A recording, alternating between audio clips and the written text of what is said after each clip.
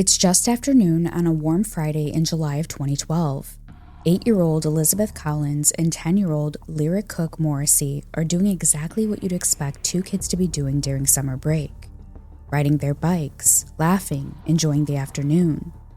But somewhere along that ride, the girls disappear. Hey everyone, and welcome back to Case Uncovered, where we uncover some of the most compelling and lesser-known true crime cases.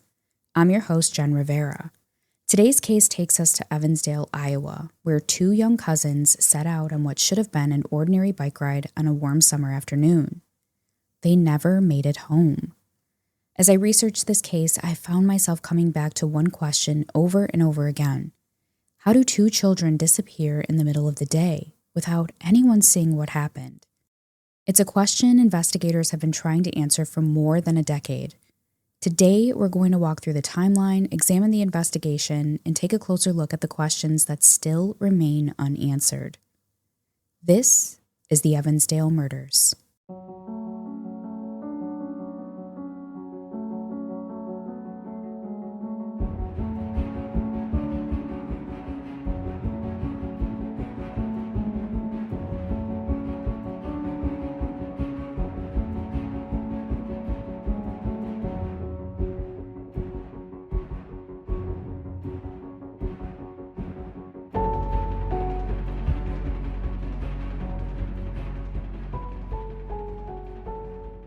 Now, before we get into the investigation, I want to preface it by saying something.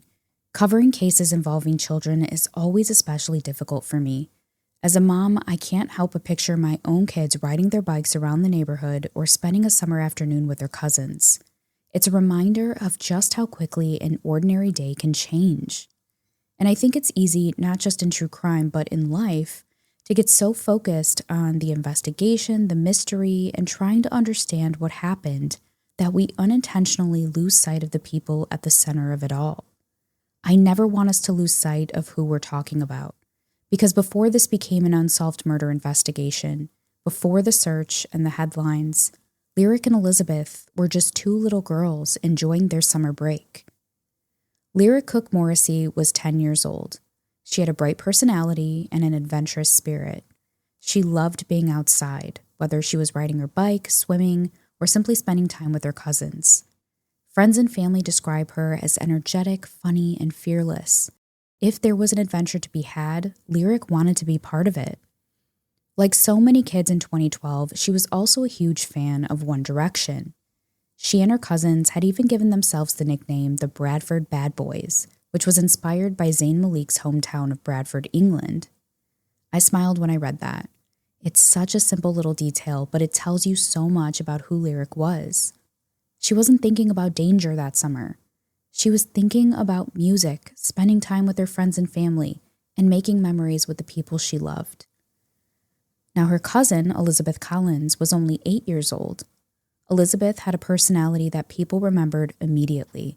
She loved animals, singing, makeup, and spending time with her friends and family. She played hockey, loved being outdoors, and according to her family, she could talk to just about anyone. One of my favorite stories about Elizabeth came from her parents. They said she talked so much at school that she'd often be the last one to finish her lunch because she spent more time chatting with her friends than eating. The girls were incredibly close. Although they were cousins, they were more like sisters. Summer meant sleepovers, card games, bike rides, and spending as much time together as possible. If one of them was at Grandma Wilma's house, chances are the other wasn't far behind. Now, July 13th, 2012 started out like countless other summer Fridays. The girls were spending the day at their grandmother Wilma Cook's home in Evansdale. If you grew up in a small town, you probably know exactly what afternoons like this felt like. Kids rode their bikes until the streetlights came on. Neighbors waved from their front porches. Parents didn't think twice about letting their children explore the neighborhood with friends or cousins. It was a different pace of life back then. And that's exactly how July 13th began. Around 12:15 that afternoon, Lyric and Elizabeth asked if they could go for a bike ride. Their grandmother said yes. There was no reason not to. It wasn't unusual. The girls had ridden their bikes many times before, and they knew the neighborhood. They told their grandmother they wouldn't be gone long. She watched them ride away. expecting they'd be back before the afternoon was over. But unfortunately, they never returned. Now, investigators believe the girls were headed toward Meyers Lake, which was a place that was familiar to them and only a short ride from the neighborhood. It was a popular spot where people fished, walked the trails, or simply spent time outdoors. For two young girls on summer break, it wasn't an unusual destination. At that moment, there was nothing to suggest the afternoon would unfold any differently than countless others before it. As the afternoon went on, though, family members began expecting them back. When the girls didn't return, it wasn't immediate panic. Like most families, they first looked for the simplest explanation. Maybe they'd stopped to see a friend. Maybe they lost track of time. Maybe they were still riding around the neighborhood. Those explanations made sense, until they didn't. As more time passed, concern quickly replaced reassurance. Family members began searching the neighborhood themselves, checking places they thought the girls might have gone and asking neighbors if anyone had seen them. By 2:48 p.m. that afternoon, roughly 2.5 hours after Lyric and Elizabeth had ridden away, the family reported both girls missing to the Evansdale Police Department. At that point, this was no longer just a family trying to track down two kids who had lost track of time. Police were now involved, and the search began expanding beyond the places the family had already checked. Officers, firefighters, and volunteers started searching the area, trying to retrace the girls' route and determine where they had gone after leaving their grandmother's house. As I mentioned, they did suspect that the girls may have headed towards Meyers Lake. Then, at approximately 4 p.m., less than 2 hours after the missing person report was made, firefighters searching near Meyers Lake found the girls' bicycles. Not abandoned somewhere along a neighborhood street, not parked outside a friend's house. They were near the southeast corner of the lake, lying off the trail. Nearby searchers also found Elizabeth's pink purse. That discovery changed everything. Finding the bikes answered one question. The girls had made it to the area around Meyers Lake, but it created a much bigger one. Where were Lyric and Elizabeth? Because at that moment, they were nowhere to be found. It's difficult to overstate how significant this moment became in the investigation. 2 children had now been missing for hours, and the bikes they had left home on were sitting near the lake without them. Investigators immediately had to consider that this wasn't simply a situation where the girls had wandered a little too far or lost track of time anymore. Something had interrupted that bike ride. But the question was, what was it? As word spread through Evansdale, the search grew quickly. Neighbors and volunteers joined law enforcement, searching walking trails, neighborhood streets, parks, wooded areas, and anywhere 2 children might have gone. Meyers Lake became a major focus. Canine teams were brought in, boats searched the water. Divers entered the lake, hoping to find some explanation for why the girls' bikes had been left nearby. As the sun began to set, the search only intensified. But despite hours of searching, there was no sign of Lyric or Elizabeth. And by the end of that first night, investigators were beginning to consider something no family ever wants to hear. This might not be a case of 2 children who wandered away. It might be something much more sinister. The search for Lyric and Elizabeth continued through the night and into the following days. With every passing hour, hope and uncertainty existed side by side. Investigators still believed the girls could be alive, but they also knew that time mattered. Every hour without answers made the investigation more difficult, and before long, the search for 2 missing girls would become one of the largest missing child investigations Iowa had ever seen. By the next morning, what had started as a local search grew into something much larger. Law enforcement agencies from across Iowa began arriving in Evansdale to assist. Search teams expanded well beyond Meyers Lake. Neighbors continued searching all of the other areas, and volunteers lined up to help. Boats continued searching the water, helicopters scanned from above. Canine teams worked the trails surrounding the lake, hoping to pick up the girls' scent and determine where they had gone after their bikes were left behind. As investigators processed the area around the bikes, they were trying to answer one very basic question. What exactly happened here? Did the girls leave the bikes on their own? Were they forced away from them? Did they willingly walk with someone they knew, or had someone taken them against their will? At that point, there simply weren't enough answers. One of the things that stood out to me while researching this case is just how quickly investigators recognized this wasn't a typical missing child investigation. Children wander away. They do. They hide. Sometimes they lose track of time. But finding 2 bikes and a purse with no sign of the girls was something very different. Those items suggested their afternoon had been interrupted. The challenge was figuring out by whom and where they had gone next. As the investigation continued to intensify, the FBI became involved, bringing additional resources and expertise in child abduction investigations. The National Center for Missing and Exploited Children also joined the effort, helping investigators coordinate search strategies and distribute information across the country.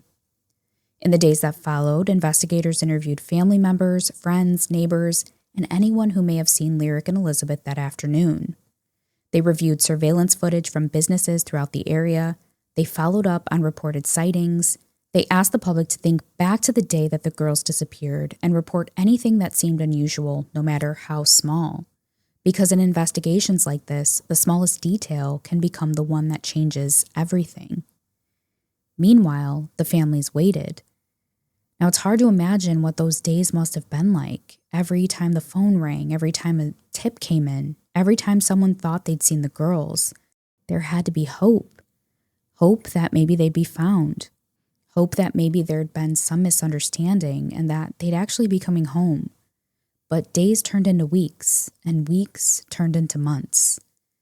The searches continued, investigators kept diligently working on leads, and the family kept waiting.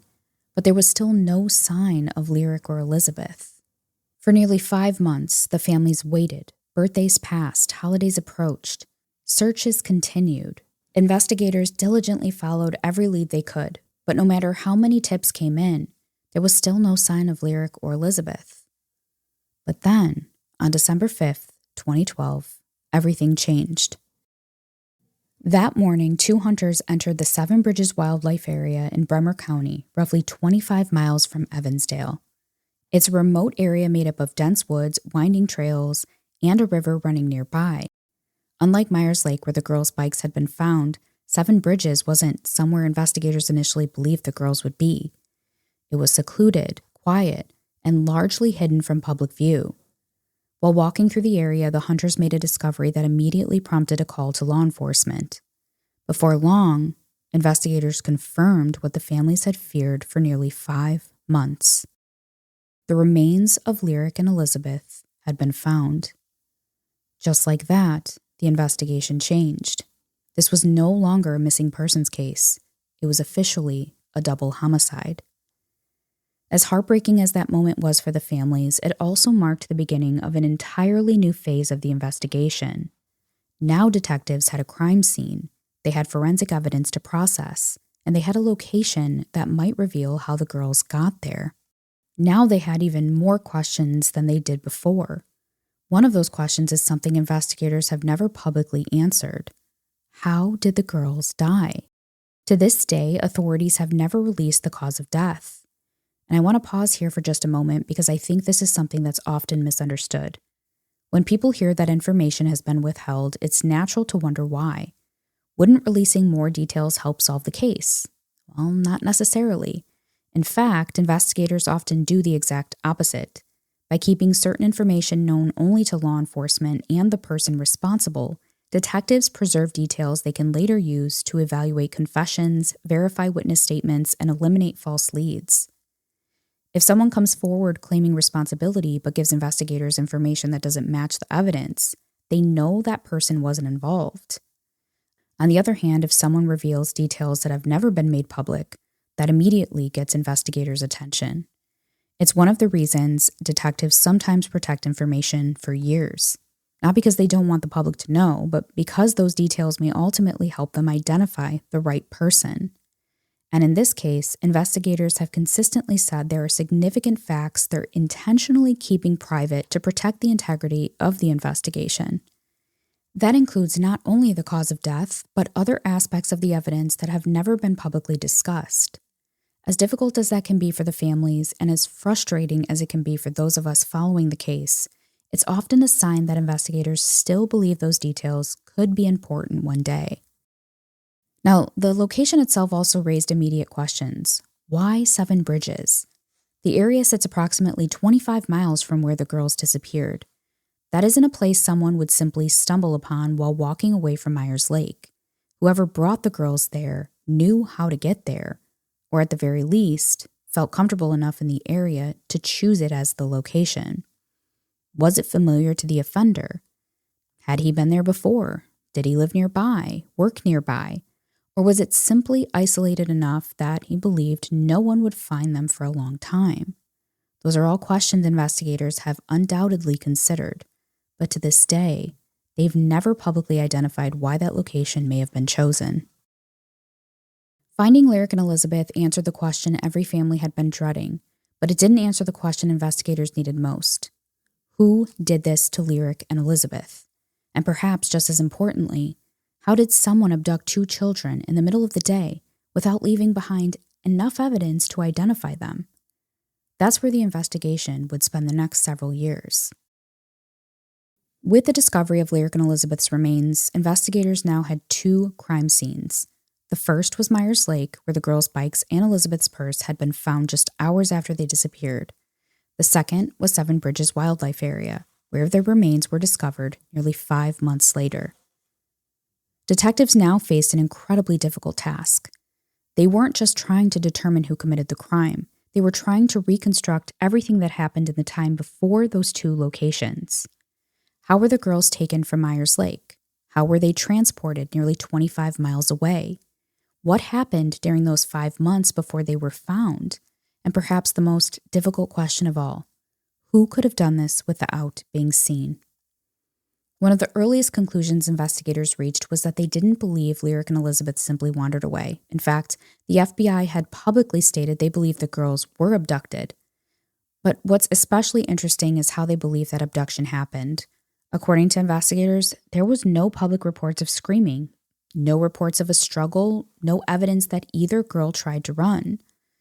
That led them to consider something known as quiet coercion. Quiet coercion is exactly what it sounds like. Instead of using immediate physical force, an offender gains compliance through intimidation, manipulation, or the threat of violence. It can be as simple as displaying a weapon out of public view, threatening to hurt a family member, or convincing victims that cooperating is the only way to stay safe. Especially with children, investigators know they don't always have to use force to gain control. Sometimes fear alone is enough. And in this case, the FBI believes quiet coercion may explain why no one reported hearing a commotion near Meyers Lake that afternoon at all. Of course, that's not proof of exactly what happened. It's an investigative theory based on the evidence available. But it does help explain one of the most puzzling aspects of this case, how these 2 little girls could disappear from a public area in broad daylight without drawing immediate attention. As investigators continued piecing together the timeline, another question came to light. How did the offender leave the area? Over the years, investigators have asked the public for information about a white SUV or van that may have been in the area around the time of the girls' disappearance. Authorities have never publicly identified the vehicle or its driver, but they continue to believe it may be significant to the investigation. It's one of those details that has remained remarkably consistent over the years. Even as technology has improved, even as new investigators have joined the case, that vehicle continues to be part of the conversation. Investigators have also spent years reviewing surveillance footage from businesses throughout the area. In 2012, surveillance technology wasn't nearly as widespread or as clear as it is today. Still, detectives worked to identify vehicles, establish timelines, and determine whether anyone had unknowingly captured something that could help explain what happened after the girls left Meyers Lake. As the investigation expanded, the FBI's Behavioral Analysis Unit became involved. Behavioral analysts don't solve cases with a single profile like we often see on television. Instead, they look for patterns. They study offender behavior, victimology, crime scene characteristics, risk, planning, opportunity. Their job is to help investigators better understand how an offender operated, which can sometimes narrow down who they're looking for. In a case as complex as this one, every piece of information matters. Because when there are no eyewitnesses to the abduction and very few public details about the evidence, behavior becomes another form of evidence. More than a decade has passed since Lyric and Elizabeth disappeared. Investigators have followed countless leads. The FBI has remained involved, and the reward has grown. But yet, the person responsible has never been identified. Which brings us to another question I found myself asking throughout this entire case. If investigators know so much, why hasn't this case been solved yet? Now, I want to take a step back for a few minutes because after researching this case, there were a handful of questions that kept coming up over and over again, at least for me. So if we go back to what we know, it's the middle of a Friday afternoon. The girls ride their bikes near Meyers Lake, an area where people regularly walked, fished, and spent time outdoors. Their bicycles are later found near the lake.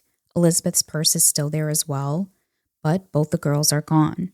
No one reports hearing screams, no one reports seeing two little girls running for help, and no one comes forward saying they watched an abduction take place. That in itself is incredibly unusual, and it's one of the reasons investigators believe the girls were taken through quiet coercion. Again, that doesn't tell us exactly what happened, but it may explain why there wasn't the kind of public struggle people often imagine when they think about an abduction. Another question that really stood out to me is why take both children? From an offender's perspective, abducting one child already carries enormous risk. Two children create twice as many opportunities for someone to run, to scream, or to attract attention. So why take both girls? One possibility is that separating them simply wasn't an option. The girls were together, they were close, one wasn't going to willingly leave without the other. If an offender wanted one child, he may have realized he would have to take both. Another possibility is that both girls were always the intended targets. The truth is, we simply don't know, and investigators have never publicly identified evidence supporting one explanation over the other. Then there's the location where their remains were eventually found. Why 7 Bridges? Investigators have never publicly explained why they believe that area was chosen, but when you look at it on a map, one thing becomes immediately clear. It wasn't random. As we know, 7 Bridges sits roughly 25 miles from Meyers Lake. That means whoever was responsible transported the girls there. But did he know the area? Had he been there before? Did he hunt there, fish there, work nearby? Or was it simply secluded enough that he believed no one would find the girls for a long time? Again, those are questions, not conclusions, and without additional evidence, that's exactly how they should remain. There's another part of this investigation that I've thought about quite a bit, the decision to keep so much information private. Now we know that's frustrating, especially in a case that's remained unsolved for more than a decade. People naturally want to know more. They want to understand exactly what happened. But I actually think this decision tells us something important. Investigators believe those details matter. If they believed the information no longer had investigative value, there's a good chance much more of it would have been released by now. Instead, they've continued protecting key facts. That tells me they're still thinking ahead. They're still preparing for the possibility that someone comes forward, or that one day they sit across the table from the person responsible. And when that day comes, there are details only the killer should know. Finally, there's one last question. Who knows something they haven't shared? People move. Friendships end, relationships change, family dynamics change, families grow apart. Someone who stayed silent in 2012 may feel very different today. Someone may remember a conversation that didn't seem important at the time, or perhaps someone recognized that white SUV investigators have talked about, but maybe never realized its significance until years later.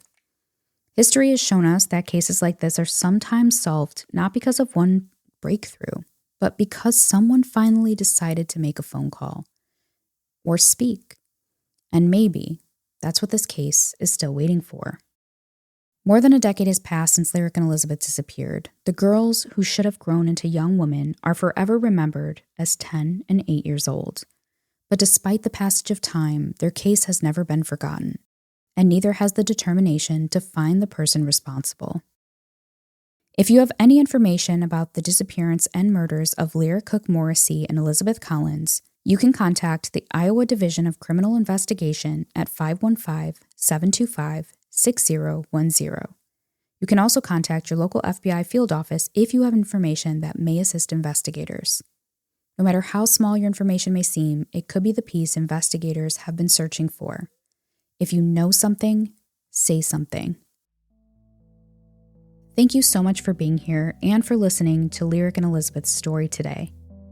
If you'd like to help support the podcast, one of the best things you can do is leave a 5-star rating and review. It helps more people discover the podcast, which means more awareness for the families and cases we talk about here every week. To learn more about my advocacy work through my nonprofit, the Reignited Project, you can visit thereignitedproject.com, where you can learn more about how we're working to support families of the missing and those with unsolved cases. And if you'd like to continue the conversation, you can find me on Instagram, Facebook, TikTok, and YouTube at Jen Rivera Investigates. And until next time, stay curious, stay vigilant, and stay safe out there.